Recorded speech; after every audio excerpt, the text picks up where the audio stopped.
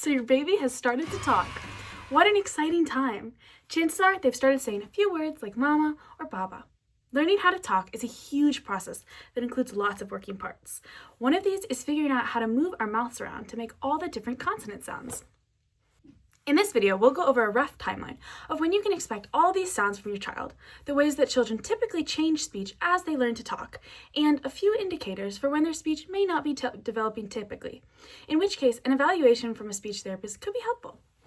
But wait, before we begin, I want to make it clear that every child is unique, and there are a vast number of factors that play into this timeline. If not everything is lining up 100% perfectly, do not panic. This is meant to be an overview of how the average child will learn language, not exactly how yours will. Keep calm and pay attention to the general patterns. And remember, if you are still concerned, the section at the end will go over at what point a speech evaluation should be considered. All right, let's get started.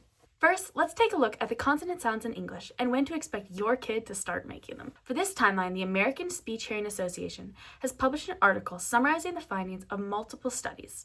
According to these studies, there are three main groups of sounds: early consonants, middle consonants, and late consonants. The early consonants are the largest group and tend to start getting used during the second and third years of a kid's life. These sounds are usually made more in the front of the mouth, which is an easier position for kids to produce.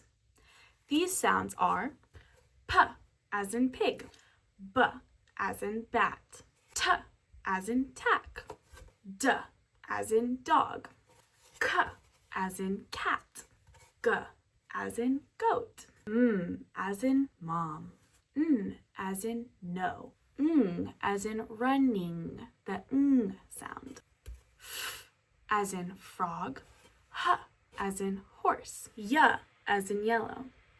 In phonetics, we use the J symbol, but it is pronounced y. And finally, w as in water. The earliest of these are p, b, d, m, n, h, and w. The median age for these sounds is about 30 months or 2.5 years. Have you noticed your baby's first words using these sounds? Words like mama, papa, doggy, all use these early consonants. Next, let's take a look at the middle sounds.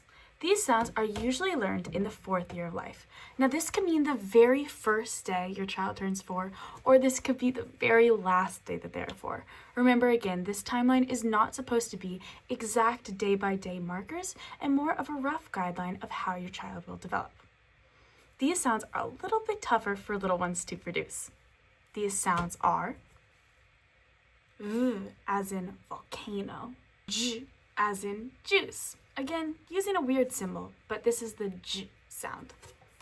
S as in sock, sh as in fish, ch as in church or train, as in lion, and z as in zebra. Just because these sounds are hard to make, however, doesn't mean that your kid won't try. Kids will say words with these sounds in them, oftentimes attempting to create the sound, but not yet successfully getting there. You might notice this, especially with common sounds such as one that many kids struggle with. This is not anything to be concerned about. Making sounders is a totally normal part of learning how to make these sounds, and it's a sign that your kid is trying to produce their speech. Finally, let's take a look at the hardest sounds to learn and the latest learned, the late consonants. These sounds are as in rock, the two th sounds, which are this and thumb. One of them is th and the other is th. And finally, the j sound, as in decision or usually. This sound is a part of the j sound, like in juice, but is this just the jin part, the decision? It's a tricky sound, and kids do take a long time to learn it. These last couple of sounds get learned later, around 5 to 6 years old, but even up to 7 for some of the harder sounds. The th and th sounds, especially the th as in thumb, can take a very long time for kids to learn.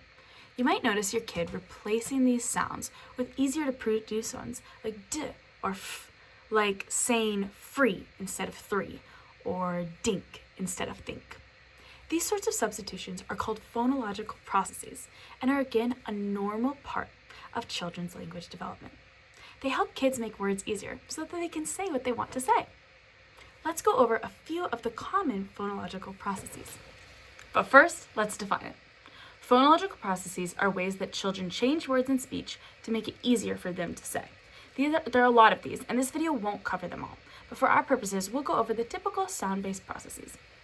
The first phonological process we'll look at is called assimilation. This is when a kid takes one sound in a word and changes it to a sound that's close to or the same as another sound already in the word. So a kid might say goggy for doggy, taking that g sound and moving it to the front as well, or cake for take.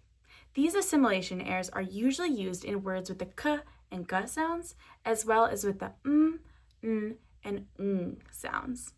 Children typically stop producing these errors by around age 3. The other type of phonological process that we'll take a look at is called substitution, and there's a couple of different examples of substitution. The first one is called fronting, which is turning words with sounds usually made in the back of the mouth into words with sounds usually made in the front of the mouth. So using the word dow for the word cow. Fronting typically stops being used by kids around the age of 4.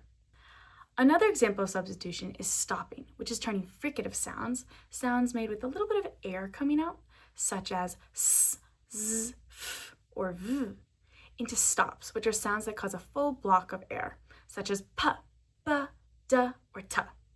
An example of stopping would be turning the word jump into the word dump. Stopping is eliminated by kids over time, with easier sounds such as f and s being more around ages 3 or 4, and harder sounds like th and sh being later, around 5 years old. A third example of substitution is gliding, when kids turn the and the sounds into the w or the y sound.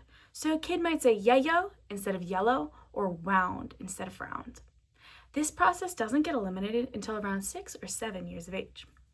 Remember, these phonological processes are normal and are a typical part of the language development of a child.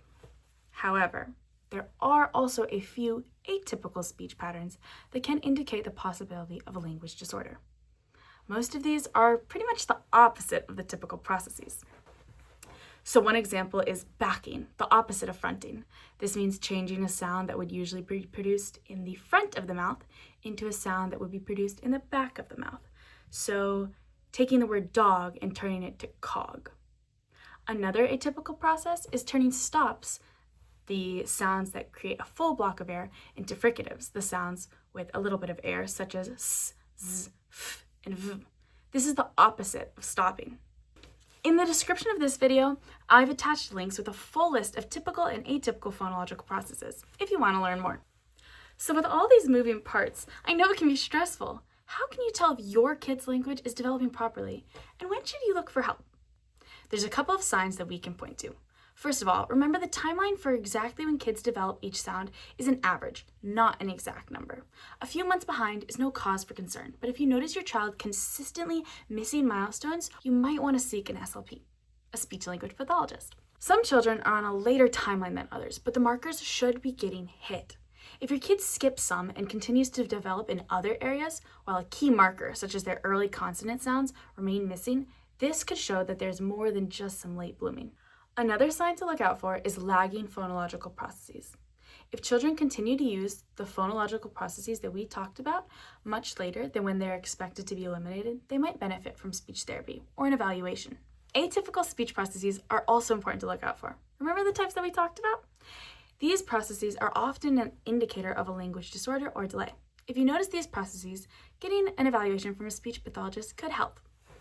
Thanks so much for watching, and I hope that this video helped you give you a little bit of insight into how children's sounds typically develop. If you have any more questions or you want to learn more, please check out the links in the description of this video below. Thank you so much, and I hope you have a great day.